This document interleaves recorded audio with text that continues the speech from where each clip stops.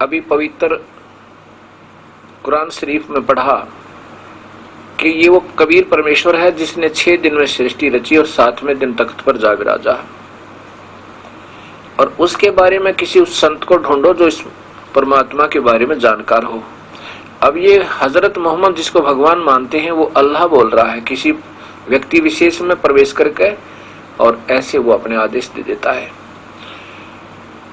और वो स्वयं नहीं करा कि मैं बता दूंगा उस परमात्मा के बारे में। ये काल का, ये निराकार भगवान ब्रह्म अक्षर पुरुष का एक जाल है। ये सच्चाई तो ज्ञान तो सही देता है, बट वे ऑफ वर्शिप गलत करवा के और फिर इनको 84 में डाल देता है। ऐसे इन प्यारी आत्माओं को गुमराह करता है। अब देखिएगा, अब ये देखिएगा पवित्र बाइबल, पवित्र शास्त्र बाइबल, और यहाँ पर ये पवित्र शास्त्र बाइबल इंडिया बाइबल लिटरेचर 67 बरका रोड कल्पक मद्रास दुर्भाषित ने, और संस्कृत में भी इंग्लिश में भी देखिएगा इंडियन लिटरेचर 67 बरका रोड कल्पक चेन्नई, ये मद्रास के अंदर प्रकाशित है ये पवित्र शास्त्र बाइबल। और इसके उत्पत्ति ग्रंथ पे ये देखिएगा आप, ये बिल्कुल प्रारंभ में ही है, स्टार्ट यहां से होता है उत्पत्ति। विश्व की सृष्टि, आदि में परमेश्वर ने आकाश और पृथ्वी की सृष्टि की, ऊपर के लोकों की और नीचे के लोकों की। ब्रह्म और परब्रह्म के लोग तो पृथ्वी वाले लोग कहलाते हैं, ऊपर के लोग जो हैं आकाश अर्थात शब्द से रचे हुए होते हैं, आकाश के गुण शब्द से। पृथ्वी बेडौल और सुनसान पड़ी थी और गहरे जल के ऊपर अंधियारा था तथा परमेश्वर का आत्मा जल पर मंडराता था। सृष्टि के 7 दिन, ये दिखाना चाहता हूँ कि वही परमेश्वर है जो आकार में है, और कुरान शरीफ बताती है वो कबीर है, और ये बताते हैं वो परमात्मा मनुष्य जैसा है। दोनों सभी शास्त्रों से मिलकर ये बात आपको सिद्ध होगी। ये पहला दिन सृष्टि का, दूसरा दिन नीचे देखिएगा, तीसरा दिन, ये चौथा दिन, ये चौथा दिन, और ये 5वां दिन यहाँ देखिएगा, 5वां दिन और 6ठा दिन। इससे 2 सिद्ध होंगी बातें। एक तो ये पता लगेगा कि परमेश्वर ने मनुष्य को अपने जैसा रचा। फिर परमेश्वर ने कहा पृथ्वी से एक एक जाति के जीवित प्राणी और घरेलू पशु और रेंगने वाले जंतु पृथ्वी के वन पशु जाति के अनुसार उत्पन्न हो, और जाति जाति के अनुसार उत्पन्न हो, और वैसा ही हो गया। सो परमेश्वर ने पृथ्वी के जाति जाति के वन पशुओं को और जाति जाति के घरेलू पशुओं को और जाति जाति के भूमि पर रेंगने वाले जंतुओं को बनाया। परमेश्वर ने देखा कि अच्छा है। फिर परमेश्वर ने कहा हम मनुष्य को अपना ही स्वरूप, अपने ही अनुसार अपनी समानता बनाए।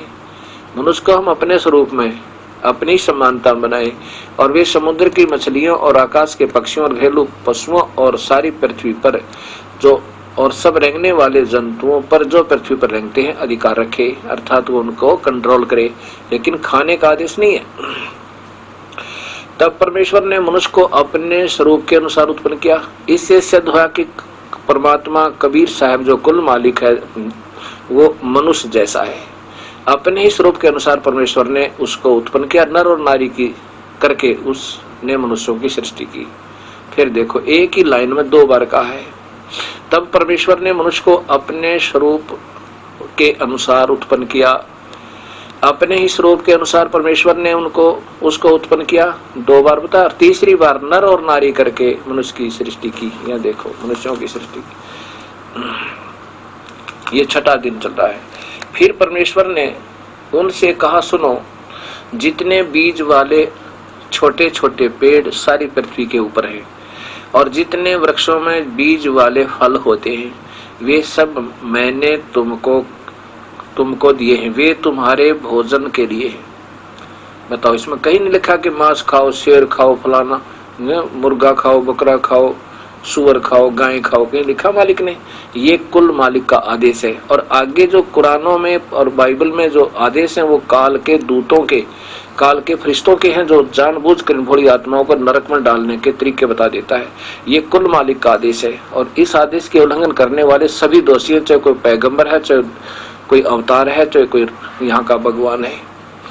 इसमें लिखा कि सुनो, फिर परमेश्वर ने उनसे कहा कि सुनो, जितने बीज वाले छोटे छोटे पेड़ और सारी पृथ्वी के ऊपर हैं और जितने वृक्षों में बीज वाले फल होते हैं वे सब मैंने तुमको दिए हैं, वे तुम्हारे भोजन के लिए हैं। और जितने पृथ्वी के पशु और आकाश के पक्षी और पृथ्वी पर रेंगने वाले जंतु हैं, जिनको जीवन के प्राण हैं, उन सब के खाने के लिए मैंने सब हरे हरे छोटे पेड़ दिए हैं। और वैसा ही हो गया।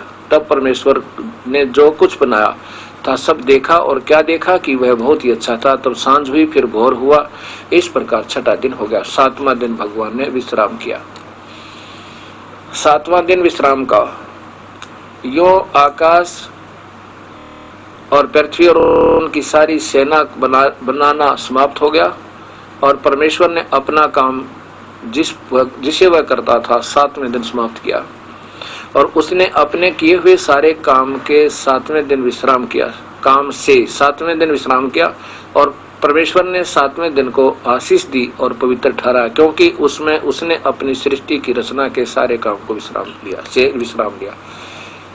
अब ये सातवें दिन भगवान तख्त पर जा बैठा। ये आकार में मनुष्य जैसा है और ये अनजान हिंदू और मुसलमान महर्षि कंवर, ऋषि कंवर कहते वो तो निराकार है। और शास्त्र बता रहे, वेद बताते परमात्मा आकार में है। अग्नेह तनुरसी उस परमात्मा का शरीर है। अब आपको ये दास वेदों में ये दिखाएगा कि परमात्मा सशरीर है, वो कबीर है, मनुष्य जैसा है। ये तो दोनों पवित्र शास्त्रों ने, पवित्र बाइबल और पवित्र कुरान शरीफ ने सिद्ध कर दिया कि कबीर परमेश्वर है और मानुष जैसा है, वही सृष्टि का रचनहार है। और यही अथर्ववेद बताता है कि वो परमात्मा कबीर साहब है और उस जिसने सारी सृष्टि को रचा है। उसी से इस ब्रह्म क्षर पुरुष की उत्पत्ति हुई और उसी से परब्रह्म की और सब प्राणियों की उत्पत्ति उसी कबीर परमेश्वर से हुई। अभी तक जितने भी ऋषि महर्षि हुए हैं वो सब विचलित रहे, वेदों की आड़ लेकर व्याख्या करते थे, वेदों को सत्य मानते थे, लेकिन वेदों में परमात्मा आकार लिखा है, सहस्री लिखा है, उन्होंने परमात्मा फिर भी निराकार बताया। यही कारण रहा कि ओम नाम से प्रभु प्राप्ति नहीं होती। ये काल का ब्रह्म का जाप है। परब्रह्म और पूर्ण ब्रह्म के अन्य जाप हैं, वो वेद में नहीं है। गरीबदास जी कहते हैं कि सोहम शब्द हम जग में लाए, सार शब्द हम गुप्त छुपाए। और इस प्रकार यहाँ केवल ओम नाम के जाप के आधार पर महापुरुषों ने खूब अभ्यास किए, प्रभु दर्शन नहीं दिए प्रभु ने, क्योंकि काल ने कसम खाई है कि मैं किसी को व्यक्त रूप में कभी दर्शन नहीं दूंगा। और वो है व्यक्त और मानते उसको निराकार है। कबीर परमेश्वर है, वो अपनी जानकारी स्वयं ही देते हैं। जब वो इस मृत मंडल में आते हैं या अपना कोई दूध बेचते हैं सत्य, उसी को ये सब सत्य ज्ञान प्रचार करवाते हैं।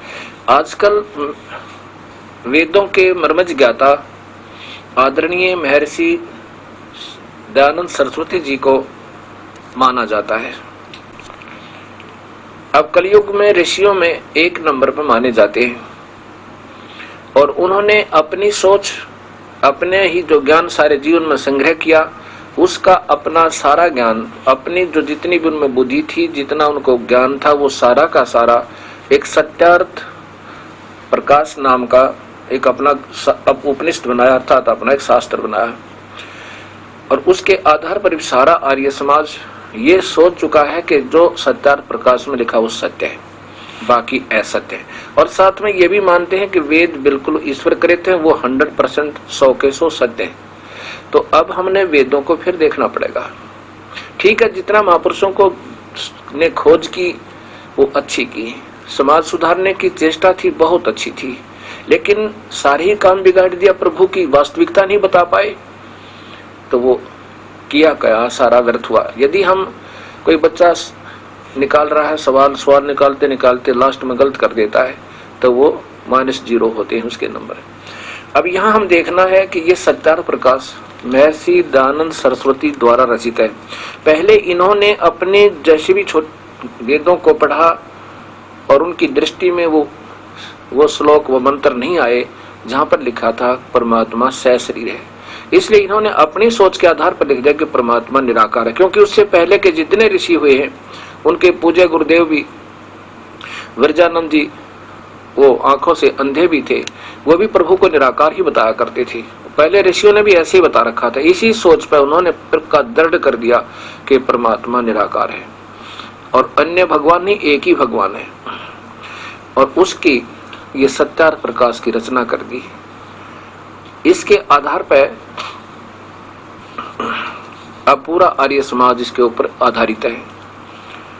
और इसको यहाँ हरियाणा में एक झज्जर जिला में गुरुकुल है, उसके अंदर इस पूरे सत्यार्थ प्रकाश को ऐसे हमने देखा, दास ने स्वयं देख कर आया था। वहां पर एक बहुत बड़ा हॉल है, उसके चारों तरफ टेबल लगी है, मेज लगा रखी है, उनके ऊपर ऐसे ही साइज का एक ताम्र पत्र तांबे के प्लेटों पे और ज्यों का तो इसको खुदवा रखा है कि कहीं इसे पवित्र शास्त्र में कहीं आने वाले लोग इसमें कोई फेर बदल ना कर दें, इससे हम कंपेयर कर सकते हैं। कागज तो गल सकता है, जल सकता है, अब वो खुदाई किया हुआ कभी व्यर्थ नहीं हो सकता, उसको इतना प्रमाणित मान लिया। और अब देखना इसमें क्या लिखा है और वेद क्या बताते हैं। ये सत्यार्थ प्रकाश देखिएगा,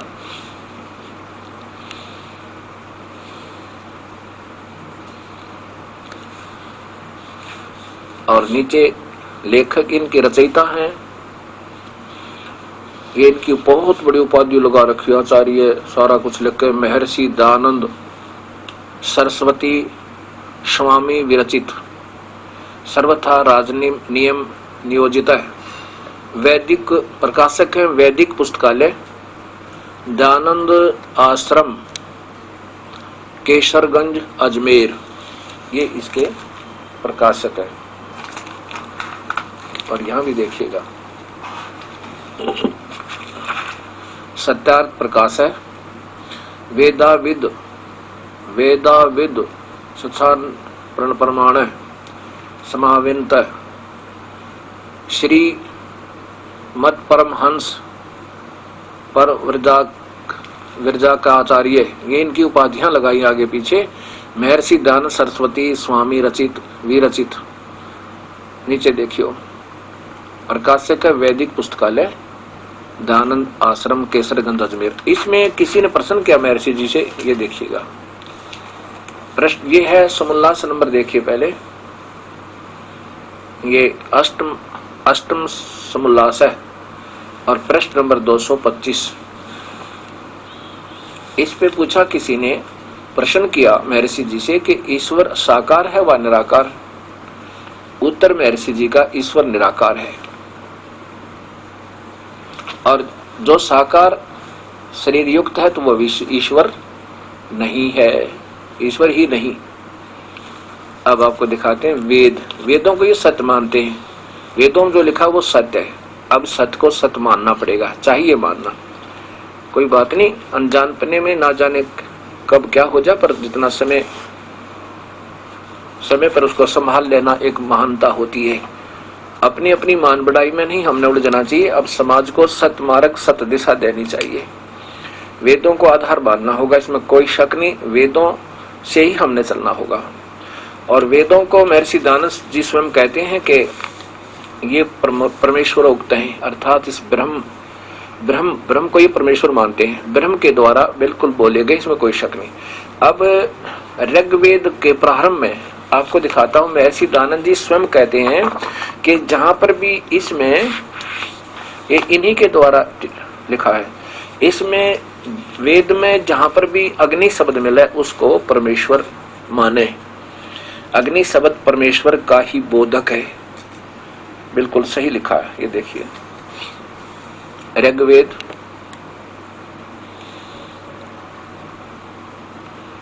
और ये स्वयं महर्षि दयानंद सरस्वती जी द्वारा भाषा भाष्य है, पहला खंड। बाकी तो इनके पैटर्न पर, इन्हीं को के बताए निर्देश पे अन्य महर्षियों ने बाद में किया, क्योंकि इसकी रचना आधा सरलार्थ करने के उपरांत ये यजुर्वेद तो पूरा कर दिया था महर्षि जी ने, और ये ऋग्वेद आधा ही करने पाए थे, तो इनका देहांत हो गया था। ये उन्हीं के द्वारा स्वयं ही भाषा भाष्य है, जितना ये दिखाया जाएगा। प्रकाशक है सर्वदेशिक आर्य प्रतिनिधि सभा, 3/4 महर्षि दान भवन, 3/5 महर्षि दान भवन, रामलीला मैदान नई दिल्ली 6। ये ऐसा और इसके ये आपके सामने है। और ये है जनवरी 2002 में पुनः मुद्रित, ये लेटेस्ट है, 2002 में ये छपे हैं। Prince offset printers 1510 Pataudi house Daryaganj नई दिल्ली। इसमें प्रथम अध्याय में जहाँ से प्रारंभ करते हैं ये अथ ऋग्वेद भाषा भाष्य प्रथम मंडल प्रथम सूक्त, यानी प्रारंभ ही है, इसमें अग्नि शब्द से प्रारंभ होता है। तो इसके लिए महर्षि जी ने नीचे देखना, यहाँ पर विशेष टिप्पणी दी है। यहाँ अग्नि शब्द के 2 अर्थ करने में प्रमाण है कि इस ऋग्वेद के मंत्र से यह जाना जाता है कि एक सद्ब्रह्म इंद्र आदि अनेक नाम है, तथा इस यजुर्वेद के मंत्र से भी अग्नि आदि नामों करके सच्चिदानंद आदि लक्षणों वाले ब्रह्म को जानना चाहिए। कि जहां पर ये अग्नि शब्द है वहां पर परमात्मा ही, ब्रह्म को ब्रह्म ही जानना चाहिए, भगवान माने उसका कि परमात्मा है, जहां अग्नि शब्द लिखा है विशेषकर। आगे फिर इत्यादि शतपथ ब्राह्मणों के प्रमाणों से अग्नि शब्द ब्रह्म और आत्मा इन दोनों अर्थों का वाची है।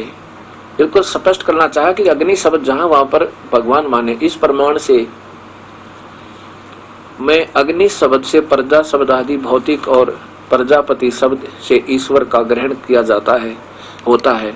इस प्रमाण से सत्याचरण के नियमों का जो यथावत पालन करना है सो ही व्रत कहता है, और इस व्रत का पति परमेश्वर है, इसलिए इसको अग्नि कहा जाता है। इस ऋग्वेद के से ज्ञान वाले तथा सर्वज्ञ प्रकाश करने वाले विशेषण से अग्नि शब्द करके ईश्वर का ग्रहण होता है।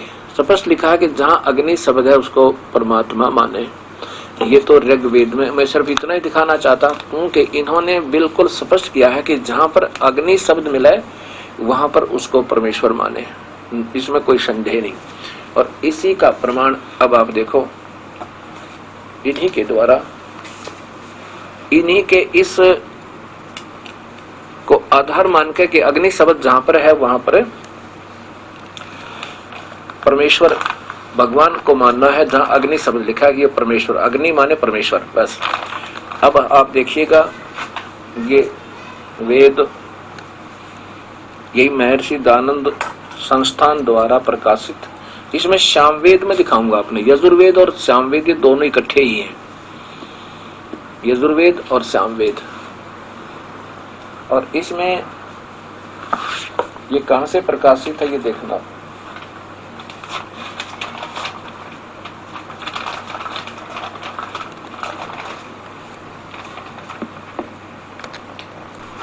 ये देखो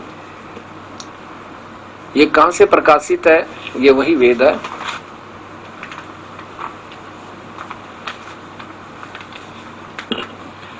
ये है प्रधान कार्यालय दयानंद संस्थान, वेद मंदिर, महात्मा वेद भिक्षु सेवा आश्रम, प्रोफेसर मुखमेलपुर दिल्ली, इतने। और नीचे से ये कहाँ है, से है दयानंद संस्थान नई दिल्ली प्रकाशन, उपहार संस्करण, इतने। प्रकाशक है पंडिता राकेश रानी, अध्यक्ष दयानंद संस्थान, इतने, आर्य समाज मार्ग, करोल बाग, नई दिल्ली से। इसमें ये दोनों ही सामवेद और यजुर्वेद को इकट्ठा ही कर दिया, ये काफी बड़ी पुस्तक बना के। अब मैं पहले इसमें सामवेद दिखाता हूँ आपको। और इसमें क्या लिखा है, पूरे पहले ही जहां से प्रारंभ होता है सामवेद, ये प्रथम ही मंडल है, ये यहां से देखो, ये सामवेद प्रारंभ होता है और इसी के आधार पर ये महर्षि दयानंद जी का टीका नहीं है सामवेद, लेकिन उनके द्वारा दिए गई गाइडलाइन उस पैटर्न पे, यानी उसी को आधार मानकर इन्होंने सरलार्थ किया। सामवेद भाषा भाष्यम और पूर्वार्चिक अग्नेय कांड प्रथमोध्याय, ये प्रारंभ है यहां से। ये देखियो,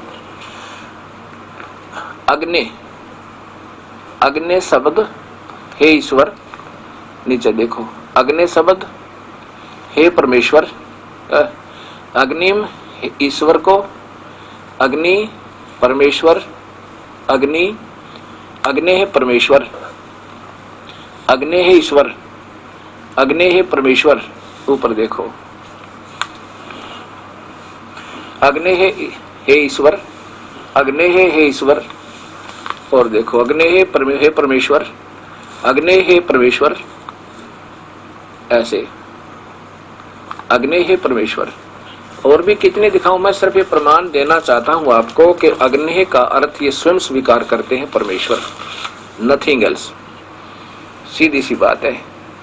और इसी में यजुर्वेद, इसी में आप देखिए यजुर्वेद जो महर्षि दयानंद जी ने भाषा भाष्य प्रारंभ किया, उसमें जब जहां पर आया ना कि अग्नेय तनुसी, अग्नेय तनुरसी, परमात्मा सहशरीर है, ये विचलित हो गए, क्योंकि इन्होंने सत्यार्थ प्रकाश को पहले रस दिया,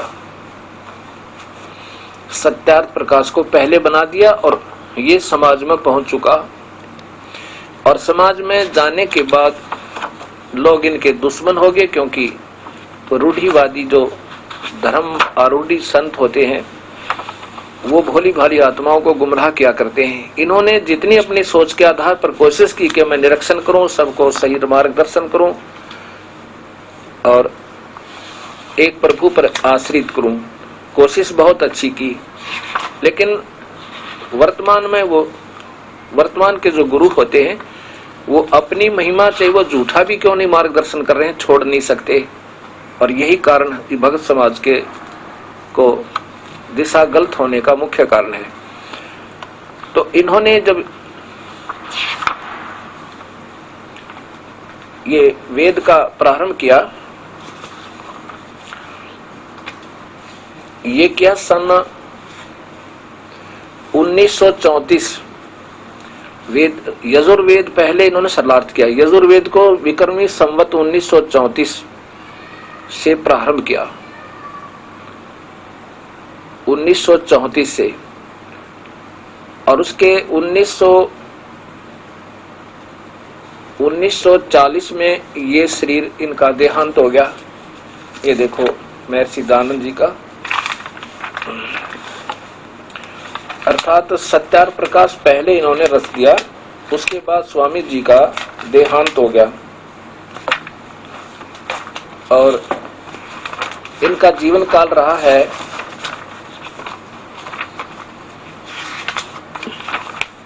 विक्रमी संवत 1881 से 1940 तक। ये देखिएगा,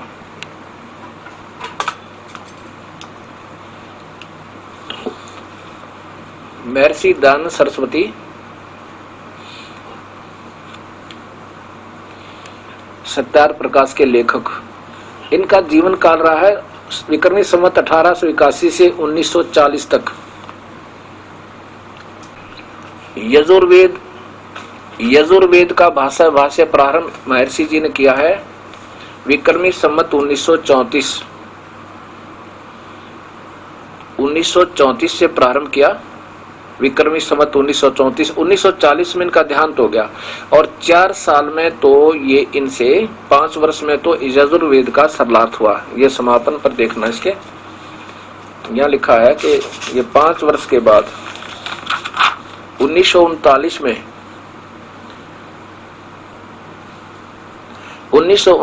में ये समापन हुआ, पूरा हुआ। यानी 5 वर्ष में तो इनसे पूरा हुआ, 40 में इनकी मृत्यु होगी। इससे सिद्ध होता है कि सत्यार्थ प्रकाश पहले जा चुका था। 1946 में फिर ये छापे गए यजुर्वेद। और 1 साल में 39 तक तो ये यजुर्वेद उनसे भाषा भाष्य हुआ, इनका टीका हुआ। और फिर 1 वर्ष में इन्होंने ऋग्वेद का एक ही मंडल, प्रथम वाला जो मैंने आपको प्रारंभ में दिखा वो किया। उससे पहले ये सत्यार्थ वेश में वेद सत्यार्थ प्रकाश का लेखन कार्य समापन करके और सारे समाज में सत्यार्थ प्रकाश भेज दिया गया। उसमें इन्होंने स्पष्ट लिख दिया परमात्मा निराकार है, अन्य भगवान कोई नहीं, एक परमात्मा है। और जबकि वेद परमात्मा 3 बताते हैं, 3 भगवान है। गीता यही बताती है 3 परमेश्वर हैं और 3 भगवान हैं, ब्रह्म, परब्रह्म, पूर्ण ब्रह्म, ईश्वर, परमेश्वर, अव्यक्त, एक प्रथम अव्यक्त, फिर दूसरा, फिर तीसरा, ऐसे बिल्कुल स्पष्ट लिखा है। अब ये देखिएगा, यजुर्वेद स्वयं महर्षि दानंद जी का भाषा भाष्य है और इसमें इन्होंने जब यजुर्वेद प्रारंभ किया भाषा भाष्य करना, प्रथम ही अध्याय के और 15वें श्लोक में विचलित हो गए, क्योंकि वेद बताते हैं परमात्मा तो सहशरीर है और उस समय इनकी दृष्टि में ये श्लोक नहीं आए, नहीं तो ये महापुरुष और अच्छा मार्गदर्शन समाज को दे जाते, विद्वान पुरुष थे। अब देखो, ये वही वेद यजुर्वेद और सामवेद इकट्ठा ही है। इसमें ये प्रथम मंडल अध्याय नंबर प्रथम, ये ऊपर देखिए यजुर्वेद प्रथमो अध्याय और नीचे 15 नंबर श्लोक में स्पष्ट लिखा है कि अग्नेय तनुरसी। ये देखिएगा नीचे, ये संस्कार देखो, अग्नेय तनुरसी। अग्नि परमेश्वर सह शरीर है, परमात्मा आकार में है, सह शरीर है। और इन्होंने जो ये दास ने ये लाल राउंड लगा है, इनके अर्थ ही छोड़ दिए सरलार्थकरण में। एक इसमें 3 अक्षर हैं, 3, 4, 5 और 6 और ये देखो 7 सहिदम, ये 2 हो गए, 9, 7, 8, 9 और ये 10 और 11, अर्थात 11 श्लोक शब्दों के अर्थ ही सरलार्थ नहीं किया। ये विचलित होगी कि अब कैसे लिखूं। देखो, जैसे सत्यार्थ प्रकाश में प्रमाण है कि वो मानते हैं कि कह रहे हैं ठोके कि परमात्मा निराकार है। अब ये मन में आना स्वाभाविक है कि उन्होंने जानबूझकर यहाँ इनको नहीं सत्य दिया। ये जानना मन में आना स्वाभाविक हो गया कि उन्होंने जानबूझकर ये नहीं लिखा। इसमें ये 11 शब्दों के सरलार्थ नहीं आप देख सकते हो। प्रथम तो ये पूरा देखियो नीचे का, हाँ ऐसे बस ये देखो, इसमें कहीं अग्नेय तनुरसी का जिक्र नहीं है, पूरा देख सकते हो।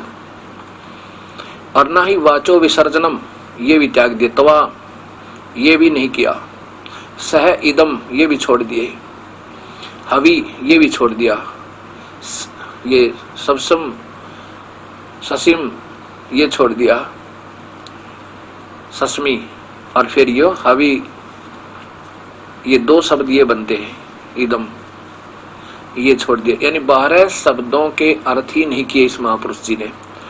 और एक ही शब्द रह जाए तो भी दिक्कत हो जाती है। और ये लगभग 114 वर्ष हो गए इसके भाषा भाष्य को, 1939 से और आज 2003 का डिफरेंस देखना। और ये महापुरुषों ने उठाकर नहीं देखा आर्य समाज प्रतिनिधियों ने कि इसमें क्या हो गया है। अच्छा, यहाँ नहीं लिखा, आप ही फिर अग्नि शब्द का अर्थ देखियो। यहाँ लिखते हैं 17 श्लोक में अग्नि माने परमेश्वर, इसी प्रथम अध्याय के यजुर्वेद में। और आगे देखिए 18वें में, 18 श्लोक में मंत्र में अग्नि है परमेश्वर। अब फिर आगे चलिए, इसी के फिर 5वें अध्याय के और प्रथम ही श्लोक में अब महर्षि दानंद जी विचलित हो गए कि पहले तो मैंने समाज को बता दिया कि परमेश्वर निराकार है और वेदों को मैं सत्य बता रहा हूँ। वेद कह रहे हैं परमात्मा आकार में है और वो मनुष्य जैसा है, सहशरीर है। अब यहाँ विचलित हो गए कि अब क्या करूं। इसलिए ऐसा मानना अब, क्योंकि वो परमात्मा निराकार मानते हैं और हमारे जैसे दास के मन में ये आना कि ये जानबूझकर उन्होंने ये अर्थ नहीं ठीक किए। ये आना स्वाभाविक है, इसमें कोई शक नहीं, और ये प्रत्यक्ष प्रमाण है। अब आप देखिएगा, ये उस पहले प्रथम अध्याय में तो गोलमोल कर दिया, छोड़ ही दिया अर्थ। अब कौन देखेगा इनको उठाकर, क्योंकि 114 वर्ष हो गए इसको भाषा भाष्य हुए ने, और किसी ने आज तक ये नहीं उठाकर देखा इसमें लिखा क्या है। क्योंकि ये महापुरुष अपने उस महर्षि दयानंद जी की सोच के ऊपर केवल सत्यार्थ प्रकाश पर आधारित हो गए। उन्होंने सोचा जो इसमें लिखा बिल्कुल फाइनल है, इसलिए क्या जरूरत है वेदों में, जो सारी निकाल दिया। और इसी प्रकार इन महापुरुषों ने अन्य जो उपनिषद बना दिए, वेदों से अलग जो अपनी सोच अपना निष्कर्ष निकाल दिया, वो गलत निकाल दिया, वो पूर्ण नहीं है। इसलिए हमने फिर वेदों से शुरू करना पड़ेगा, क्योंकि हमारा मूल राशि है। जैसे कोई इक्वेशन गलत हो जाए, कोई सवाल निकाल रहा है और वो निकालते निकालते गलत हो जाए, बीच में दूसरा भी निकाल रहा, तीसरा भी निकाल रहा, तो उसको फिर उसी मूल राशि को फिर पढ़ना होगा, उसी से फिर नए सिरे से उसके इक्वेशन को, उस प्रॉब्लम को सोल्व करना होगा। तो अब वेद हमारी मूल पूंजी है, इससे ही हमने फिर परमात्मा की इस इक्वेशन को फिर सुलझाना होगा, सब ने मिलकर। इसमें मान बढ़ाई नहीं रखे, हमने तो एक सतमार्ग ढूंढना है और समाज को सतमार्ग देना, ताकि आने वाले हमारे पूर्वज भ्रमित ना रहे, आने वाले हमारे भविष्य में आने वाले बच्चे भ्रमित ना रहे, उनको सीधा ही एक मार्ग मिले, सब एक ही मजहब के, सभी एक मजहब बन जा। धर्म माने परमात्मा के पाने का तरीका एक ही बन जावे। अब 5वें अध्याय का आप देखिएगा, ये वही यजुर्वेद अध्याय नंबर 5 में, और प्रथम श्लोक फिर है। देखो इसमें भी ये प्रथम ही श्लोक में नीचे लिखा, अध्याय नंबर 5, 5वां अध्याय प्रारंभ, ये स्वयं महर्षि दयानंद जी द्वारा भाषा भाष्य है। ये फिर आ गया, अग्नेहे तनुरसी, और 2 बार ठोक के लिखा वेद में, काल भगवरम भगवान ने कि परमात्मा सहशरीर है। 2 बार तनुरसी, अग्नेहे तनुरसी, विष्णुवे तवा सोमस्य तनुरसी, 2 बार लिखा है, 1 बार भी नहीं। अग्नेह यानी परमात्मा सहशरीर है, परमेश्वर सहशरीर है। विष्णु माने प्रभु पालन करता, सर्वव्यापक भगवान। सोमस्य माने सतपुरुष, सोम माने अमृत, अमर पुरुष। सोमस्य माने अमर पुरुष का यानी पूर्ण परमात्मा का। तनु माने शरीर, असी माने है। कहते हैं यहाँ इसका अर्थ है पूर्ण, सर्वशक्तिमान, सर्वव्यापक।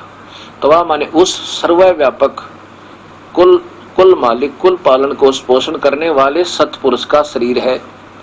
जो संस्कृत जानते होंगे महापुरुष तुरंत समझ गए होंगे, कोई लंबी चौड़ी भाषा नहीं है ये, अगर जरा से इसके अक्षर आ जाए। और व्याकरण हमारे पास है, और इस धार्मिक ग्रंथों में व्याकरण विशेष नहीं बल्कि इसमें हिंट होते हैं, आत्मज्ञान जरूरी होता है। अग्नेह तनुरसी, परमात्मा सहशरीर है उस सोमस्य। तवा माने उस, विष्णु माने सर्वव्यापक पूर्ण पालन करता, सोमस्य माने सतपुरुष, सत माने अविनाशी भगवान का, शरीर माने तनु माने शरीर, असी माने है। सोमस्य सतपुरुष का। और इस सोम को ये स्वयं ही यहाँ लिखते हैं इसी यजुर्वेद 5वें अध्याय के 35वें श्लोक में, ये स्वयं लिख रहे हैं कि सोमस्य माने 35वां मंत्र में अपने हाथ से लिखते हैं, सोम माने ऐश्वर्य देने वाले जगदीश्वर, यानी वहां भी लिखा है तवा विष्णुवे सोमस्य तनुरसी, परमेश्वर का सह शरीर है। ये सोम का अर्थ है सतपुरुष यानी अमर पुरुष। सोम माने अमृत। अग्ने तनुरसी यजुर्वेद 5वें अध्याय का प्रथम श्लोक। और तवा माने उस, विष्णु माने सर्वव्यापक, सोमस्य माने सतपुरुष परमात्मा, तनुरसी माने शरीर है, उसका शरीर है। अब ये देखिएगा, तो ऐसे ये अनजानपना हो गया सो हो गया, पर अब तो समझ इसको। अब हम इसको मान मर्यादा बना के ये नहीं सोचना चाहिए कि हम हमारे पूर्वजों ने ऐसे लिख दिया हम नहीं मानेंगे, ये तो फिर हमारा वही रूढ़िवादिता होगी, ये कोई सत्य नहीं होगा, ये कोई सतमार्ग नहीं होगा। अब जैसे कोलंबस ने अमेरिका की खोज की थी, बहुत अच्छा था, कोई बुरी तो नहीं थी, या उसके बाद ये मान लेना कि जो कोलंबस ने बता दिया उसके बाद पृथ्वी पर कुछ है नहीं, जो उसने सोच दे, जो ज्ञान दिया वो सत्य है, नहीं, फिर तलाश करनी चाहिए। अब इस धार्मिकता का एक सूर्य उदय हो गया, सत सूर्य उदय हो रहा है। और अब जैसे आज के समय में पृथ्वी के कण कण को छान डाला और सब देशों का उसकी स्थिति का पूर्ण ज्ञान हो गया, अब इसके बाद इस पृथ्वी पर कोई अन्वेषण बाकी नहीं कि वो कौन देश है, कितने देश हैं। ऐसे ही अब ये ज्ञान आपके सामने जो आ रहा है, इसमें इस पूरे ब्रह्मांडों का पूर्ण निरीक्षण हो रहा है। इसके बाद कोई गुंजाइश नहीं रहेगी और सभी को ये ज्ञान प्रकाश होगा, फिर सभी स्वीकार करेंगे। और कोई इसके विरुद्ध को कोई बताएगा तो वो नादान समझा जाएगा और उसको कोई नहीं मानेगा। अब आपने देख लिया कि परमात्मा सहशरीर है। वो है कौन? पवित्र कुरान शरीफ ने बताया कि वो कबीर है और सृष्टि रचने वाला वही है। अथर्ववेद कांड नंबर 1 का 4 का अनुवाक नंबर 1 पूरे के पूरे में पूरी सृष्टि रचना लिख के पूरी दी है उस ब्रह्म ने और कहा कि वो कबीर परमेश्वर है। सह तवम कबीर देव है। ये अथर्ववेद आप देखिएगा। अब अथर्ववेद कांड नंबर 4 का अनुवाक नंबर 1, कांड नंबर 4 का अनुवाक नंबर 1 में 7 श्लोक है। ये आपको दास दिखाएगा। ये देखिएगा अथर्ववेद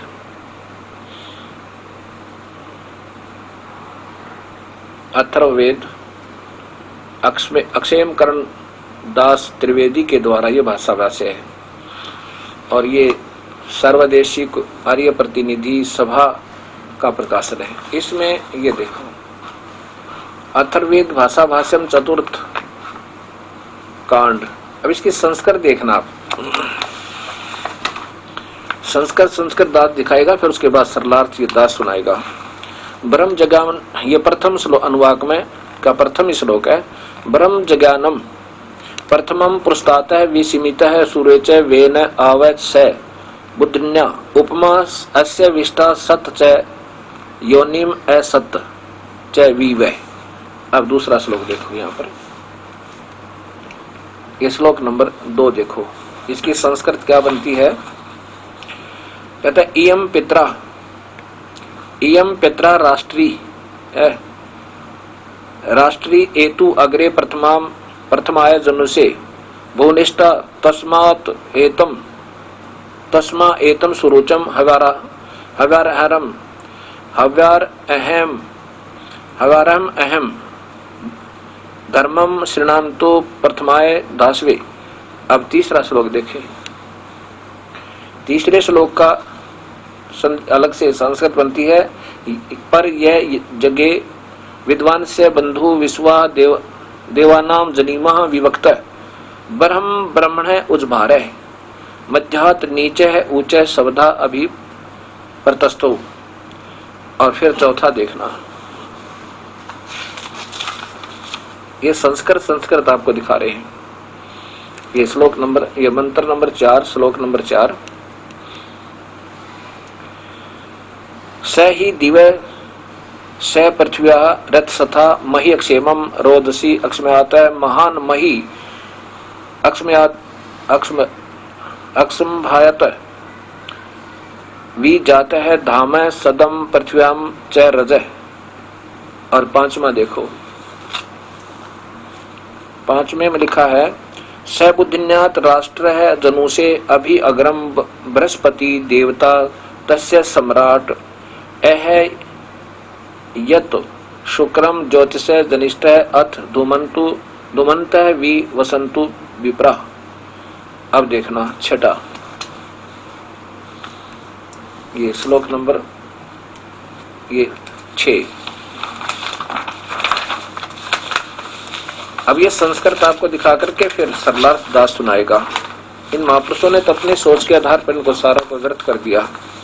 नूनम तत् अस्य काव्य है मह देवस्य है पूर्वस्य धाम हिनोति पूर्व है विशिते ऐसा जजे बहु अभि साकम इतच्छा अर्ध ससन नु। अब 7वें में कमाल कर दिया। यह अथर्वाणम पित्रम देवबंधु बृहस्पतम नमसा अवच गच्छात तवम विश्वेशाम जनिता सह यथा स देव यथा सह कबीर देव है न दव्यात है स्वाधावान। ये कबीर देव है, वो कबीर परमेश्वर है। ये अथर्वाणम, इसका अर्थ है ये अथर्वाणम जो सथाई है, अविचल है, जो कभी विनाश में नहीं आता। पितरम माने जगत पिता, देव बंधु माने वास्तविक साथी सात्मा का, बृहस्पति माने जगत गुरु, और नमस्य माने विनम्र पुजारी को, गच्छात माने सतलोक ले जाने वाला, तवम माने वह विश्वेशाम सौर्य संसार का, जनिता माने रचने वाला यानी सरस्वती सारे संसार का रचने वाला, यथा सहजों का त्यों का न दबायत है स्वाधावान, काल की तरह धोखा न देने वाले गुण से युक्त। यथा माने जो का त्यों, सह माने वह कबीर देव है, कबीर परमेश्वर है। अब देखो देव, इन्होंने क्या किया है, कबीर को कवि लिख दिया, कवि। यहाँ देखिएगा, ये देखो ये कवि अलग कर दिया, देव दूर कर दिया, कवि।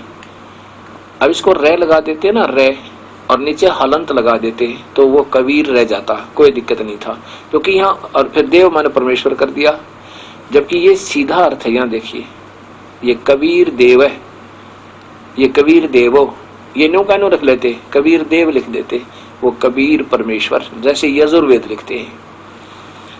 अब यहाँ देखो ये यजुर्वेद है आपके सामने, इसको ये अथर्ववेद है, ये यजुर्वेद देखिएगा। अब इसको यजुर्वेद ही बोलेंगे हम, जो का तो लिखा थे संस्कृत में लिख दे तो भी, और वेद है लिख दे तो भी यजुर्वेद, अक्षर घट जाएंगे। और यहाँ यजुर्वेद, इसको अलग करेंगे, यजु कर देंगे और रे नीचे लगा देंगे तो भी यजुर है, और वेद अलग लिख दिया। ऐसे हमने तो वेदों को पढ़ना है। इससे पूर्व ये आपके दिमाग में ये दास जचाना चाहता है कि वेदों में प्रवेश से पहले हमने ये बात याद रखनी पड़ेगी, जैसे यजुर्वेद, यजुर्वेद को संधि छेद अगर हम करें, अब ये देखिएगा, अब ये यजुर्वेद है। यजुर्वेद का अगर यजु का हम कोई अर्थ बनाएं तो अर्थ भी बना सकते हैं कि जिसमें यज्ञ सतुतियां, यजुर का अर्थ होता है, जैसे यजु। अब यजुर्वेद का संधि छेद करके लिखें तो यजुर्वेद ऐसे भी लिख सकते हैं, कोई दिक्कत नहीं, तो भी इसी पवित्र पुस्तक का बोध है। ऐसे लिखकर ऐसे लिख देंगे तो भी इसी पवित्र पुस्तक का बोध है, यजुर्वेद का ही बोध है, जिसमें यज्ञ सतुति की ऋचाएं हैं।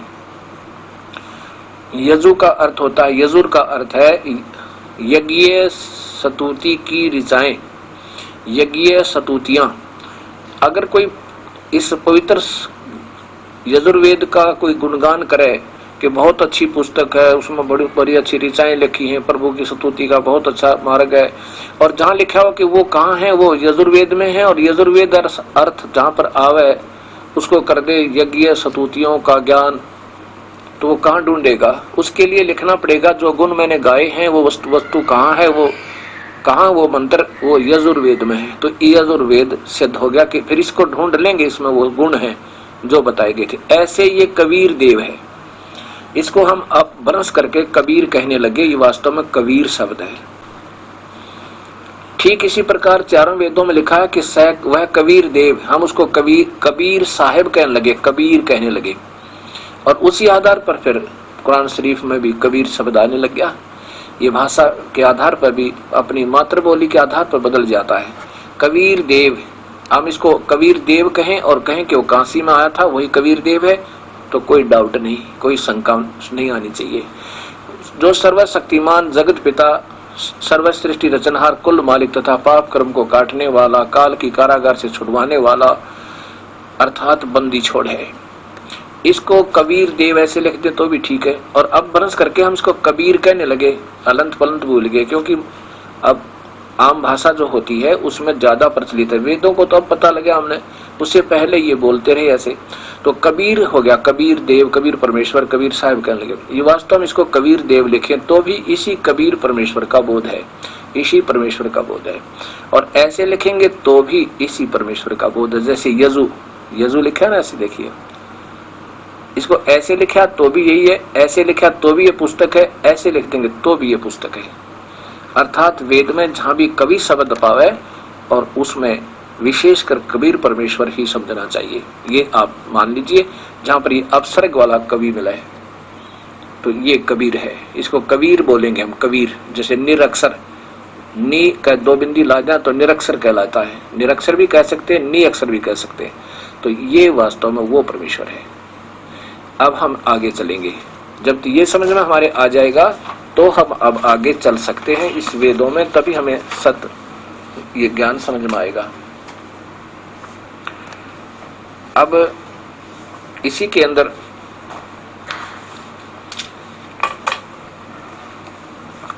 अथर्ववेद कांड नंबर 4 का अनुवाक नंबर प्रथम आपको सुनाता हूं, न्यारा न्यारा करके। अब सृष्टि रचना जिन्होंने सुनी हुई है इस दास के द्वारा, इस पवित्र चैनल आस्था के ऊपर बार बार बताई गई है, जिसने वो सुन रखी है वो तो अब तुरंत ही समझ जाएंगे, और जिन्होंने नहीं सुनी है वो अब फिर सुन लेंगे। क्या है कि प्रथमम ब्रह्म, ब्रह्म का एक अर्थ भगवान भी होता है।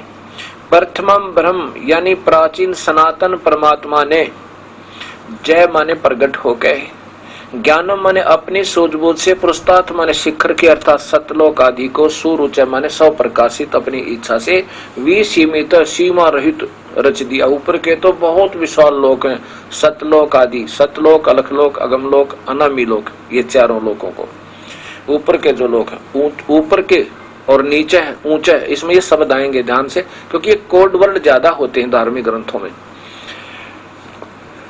सीमा रहित, वे ने माने जुलाहे ने, वे माने बुनना, वे ने माने जुलाहे ने, जुलाहा, जुलाहे ने अर्थात पूर्ण परमात्मा ने, ताने माने कपड़े की तरह बुनकर आव माने सुरक्षित किया, जय तथा स माने उसी, बुद्धिन्य माने मूल मालिक ने, योनि माने मूल्य स्थान, मुख्य स्थान सतलोक के, उपमा माने सदृश, जैसे लोग ऊपर हैं ऐसे ही नीचे के परब्रह्म और ब्रह्म के, परब्रह्म के 7 संग ब्रह्मांड और ब्रह्म के यानी 21 ब्रह्मांड इस काल के, ये भी उसी परमात्मा है। तो ये उनके मिलते जुलते ही, लेकिन उनमें इनमें अंतर है। एक तो मिट्टी का कप हो, एक सोने का हो, एक सटील का हो, इतना अंतर कर दिया। उसी के उपमा माने सदृश्य, मिलते जुलते, अस्य माने यह सत, यहाँ सत जैसे आपने देखा ना गीता जी के 15वें अध्याय का 16 और 17 श्लोक में कि 2 भगवान है, क्षर और अक्षर है, 2 पुरुष हैं।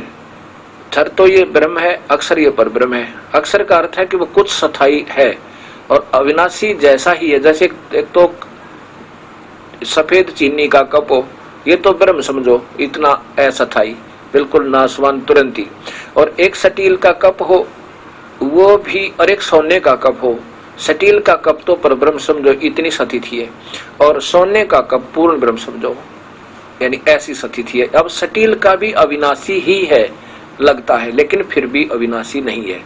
इसकी तुलना में, मिट्टी वाले कप की तुलना में स्टील का, लोहे का कप काफी यानी स्थायी है, अमर ही, यानी इसको भी अविनाशी ही कहा जाता है, लेकिन वास्तव में फिर भी अविनाशी नहीं है, क्योंकि लोहे को जंग लगेगा, इस्पात समाप्त होगा, खराब हो जाएगा, मिट्टी हो जाएगी, पर सोने का अस्तित्व नहीं खराब होता। इसलिए कबीर परमेश्वर ने ऊपर के जो लोक और ऊपर के प्रभु संत जो हैं वो तो ऐसे समझो, और परब्रह्म और ब्रह्म के नीचे के ये सत कहा, सत चाहे असत, ये अविनाश, सत माने अविनाशी, पर ब्रह्म समझो यहाँ पर वो अविनाशी यानी स्टील के कप।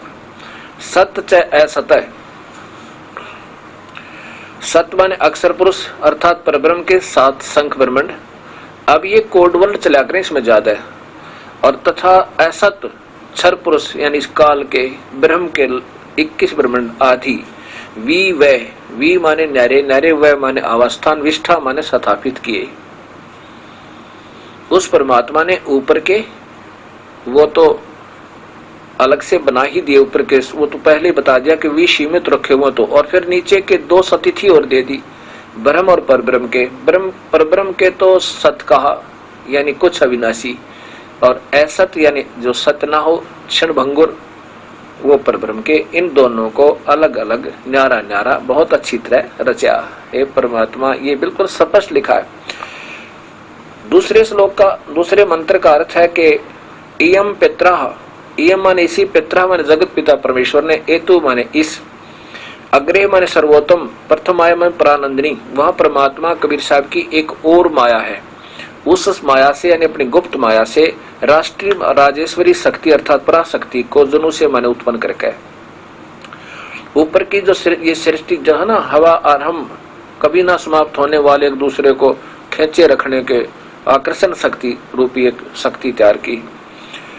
भुवनिष्ठा माने लोगों की स्थापना की, उससे इन सब लोगों को रोका। हवा आहरम, हवारम अहरम यानी जो कभी ना, जिसका शुरू और अंत ना हो, कभी ना विनाश होने वाला, कभी ना समाप्त होने वाला गुण, एक दूसरे से खेचे रखने वाला। तस्मा माने उसी परमेश्वर ने, शोरोचम माने सब इच्छा से, एतम माने इस, प्रथम माया माने पराशक्ति के द्वारा, पहले वाली शक्ति जो सबसे पहले अपनी वैसे बनाई थी। यह है हवरम अहम, एक दूसरे के वियोग को रोके रखने वाले आकर्षण शक्ति के। शरणांतु माने कभी न समाप्त होने वाले, श्री न अंत, शरणांतु माने श्री ना तो उसका प्रारंभ न अंत, यानी ऐसा उसको रोका। ये स्वभाव मतलब एक दूसरे को आकर्षण शक्ति, गुरुत्वाकर्षण जिसे कहते हैं, ये कभी न समाप्त होने वाला है, यानी एक दूसरे को रोके रखने का इसका स्वभाव गुण बना दिया।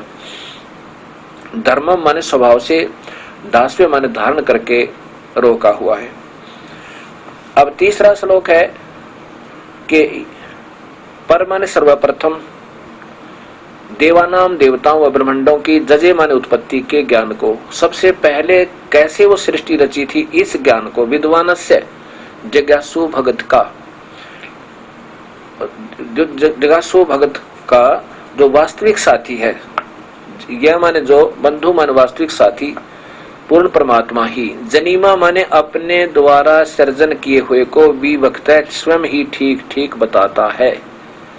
मालिक बिल्कुल स्पष्ट किया है प्रभु ने, काल ने, कि वो परमात्मा ही बता सका है यो कैसे कैसे रचा, और के बस की बात नहीं। ब्रह्म खुद कहता मुझे भी नहीं मालूम, ये तो वही बता सका जिसने सारा रचा। क्या क्या लिखा है? ब्रह्मणे माने पूर्ण परमात्मा ने, मध्यात्म माने अपने अंदर से अर्थात सबद शक्ति से, ब्रह्म माने क्षर पुरुष काल को, उज्भार माने उत्पन्न करके अपने सबद शक्ति से ब्रह्म की उत्पत्ति की। ब्रह्मण है, मध्यात्म ब्रह्म, उज्भार है उस पूर्ण परमात्मा ने, ब्रह्मणे माने बड़े भगवान ने, सर्वशक्तिमान परमात्मा ने अपने मध्यात्म माने सबद शक्ति से अपने ही अंदर से इस ब्रह्म की उत्पत्ति की, इस काल की उत्पत्ति की।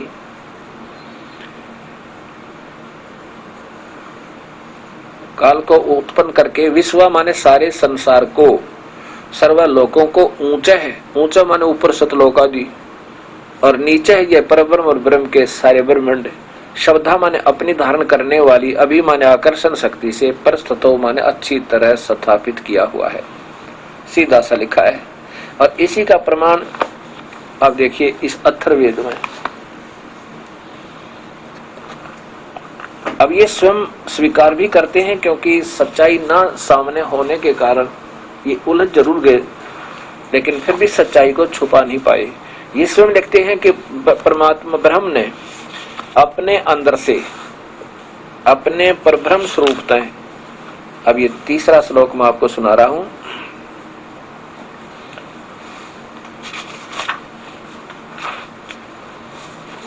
ये अथर्ववेद, ये महर्षि दयानंद संस्थान द्वारा महर्षि दयानंद जी के निर्देश के आधार पर उन्होंने कोशिश की इसको सरलार्थ करने की। ये देखिएगा अथर्ववेद और कांड नंबर 4 का, चतुर्थ कांड का, और श्लोक नंबर 3 देखो। यही है ब्रह्मण, ये 3 नंबर। ब्रह्मणे उज्भारम, उज्भार है, ये सीधा अर्थ है इसका।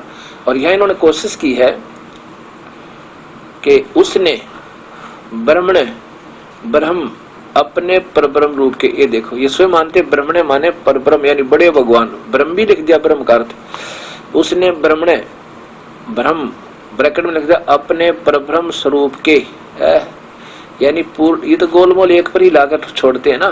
पूर्ण परमात्मा ने अपने मध्यात्म माने अपनी सबद शक्ति से, मध्य से ब्रह्म माने काल ब्रह्म को उज्भारे उभारा अर्थात पैदा किया। नीचे है और ऊंचे है, ये तो अपने हिसाब से इसका कोई तुक ही नहीं बनता, इसका वास्तविकता कहाँ जाएगी, कोई इसका सरलार्थ ही नहीं बनता, ये कहाँ जाकर छोड़ना चाहते। अब इसका सीधा सा अर्थ बना है ब्रह्मणे माने ब्रह्म पूर्ण परमात्मा ने अपने मध्यात्म माने मध्य से उस पूर्ण, इसका सीधा सा अर्थ बना है कि सर्वप्रथम देवताओं और ब्रह्मांड, बिल्कुल सिस्टेमेटिकली इनका ज्ञान चलता रहा। पहले श्लोक में है, फिर दूसरे में, फिर तीसरे में, और इस सरलार्थ अगर पढ़ ले इन महापुरुषों के द्वारा किया गया तो सिर में दर्द हो जा। इसका कोई हिसाब नहीं बनता, पहले में क्या कहना चाहते हैं, दूसरे में कुछ है, तीसरे में कुछ है, ये तो बिल्कुल लगातार चल रहा है। देखिएगा, सर्वप्रथम देवता व ब्रह्मांडों की उत्पत्ति के ज्ञान को जिज्ञासु भक्त का जो वास्तविक साथी अर्थात पूर्ण परमात्मा ही अपने द्वारा सर्जन किए हुए को स्वयं ही ठीक ठीक बताता है कि पूर्ण परमात्मा ने अपने मध्य से अर्थात सबद शक्ति से ब्रह्म क्षर पुरुष अर्थात काल को उत्पन्न करके सारे संसार को अर्थात सर्वलोकों को, ऊपर सतलोक आदि, नीचे परब्रह्म व ब्रह्म के सर्व ब्रह्मांड अपनी धारण करने वाली आकर्षण शक्ति के द्वारा अच्छी तरह दोनों को रोका हुआ है। यानी परस्थौ परतस्थौ पूर्ण रूप से अच्छी प्रकार दोनों को स्थित किया। ऊपर के तो वो अजर अमर लोक और ब्रह्म और परब्रह्म के ये नाशवान है, बेशक ही परब्रह्म के थोड़े से ज्यादा स्थायी भी क्यों ना हो।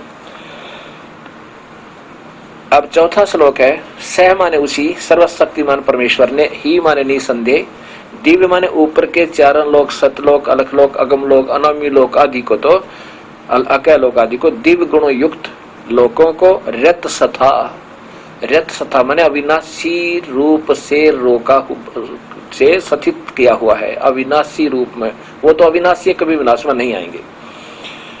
स माने उन्हीं के समान, पृथ्व्या माने नीचे पृथ्वी वाले लोक, पृथ्व्या माने पृथ्वी वाले, ये परब्रह्म और ब्रह्म के ये पृथ्वी वाले लोग कहलाते हैं, और ऊपर के आकाश वाले लोग कहलाते हैं, या वो सबद शक्ति से बनाए हुए।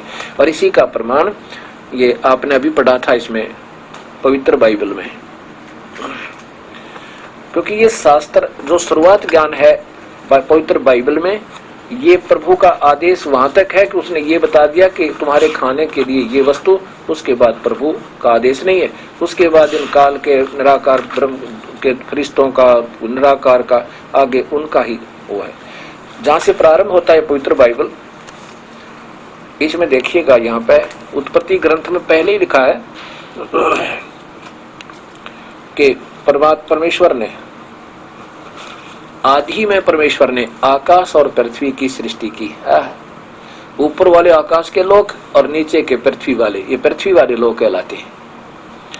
आदि में परमेश्वर ने पृथ्वी और परमेश्वर ने आकाश और पृथ्वी की सृष्टि की, ये दिखाना चाहता हूँ। क्योंकि ये शास्त्र कोई गलत नहीं, ये तो बिल्कुल श्रेष्ठ है, पर इनको समझ नहीं पाए इसलिए हम अधूरे रहे, हमें कोई ज्ञान नहीं दे पाया। तो इसी प्रकार इसमें लिखा है कि सह मानुषी सर्वशक्तिमान परमेश्वर ने, निसंदेह माने ही माने निसंदेह, दिव माने ऊपर के दिव लोक, अलख लोक, अगम लोक, अनामी लोक आदि को तो रथ सथा, वो तो अविनाशी रूप में आकाश तत्व से, आगे इसी में ऐसे लिखा पाओगे आपको, देखना दिखाऊंगा अभी, आकाश तत्व और पृथ्वी तत्व दोनों ही लिखे हैं,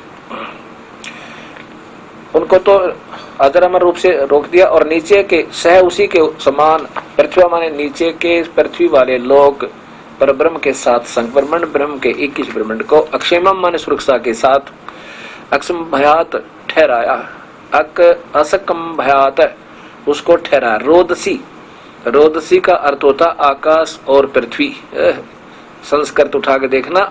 रोदसी का अर्थ है आकाश तथा पृथ्वी।